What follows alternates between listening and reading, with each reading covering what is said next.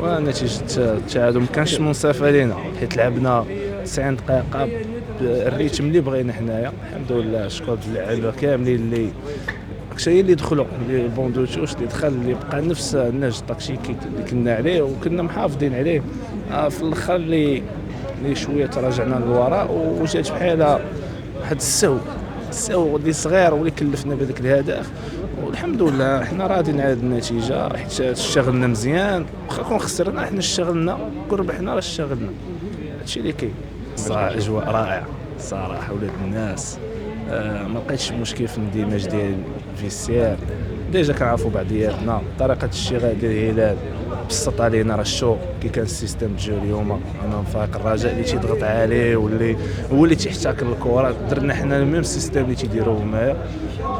وصراحه ان شاء الله نزيدو نخدموا، ان شاء الله نطلعوا للبوديوم ان شاء الله السنوات القادمه. دابا كنشتغلوا هذا العام باش العام الجاي ان شاء الله نكونوا مزيانين. الصراحه النهضه بركاني دوزت معاهم فترات زوينه صراحه، دينا معاهم القاب، اشتغلنا مزيان. حتى هما نحترمهم، ان شاء الله يجيو.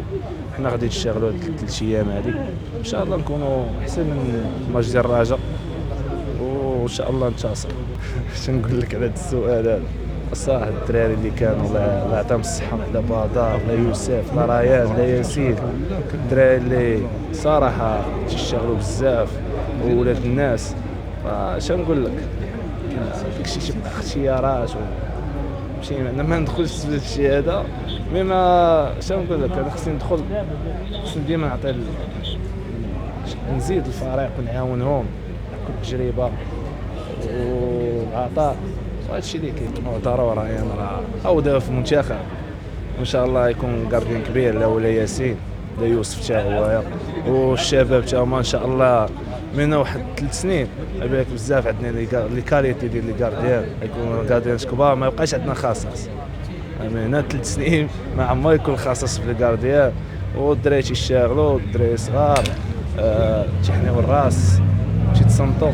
وهادشي اللي كاين، خصها المثابره والعمل ان شاء الله يكون خير.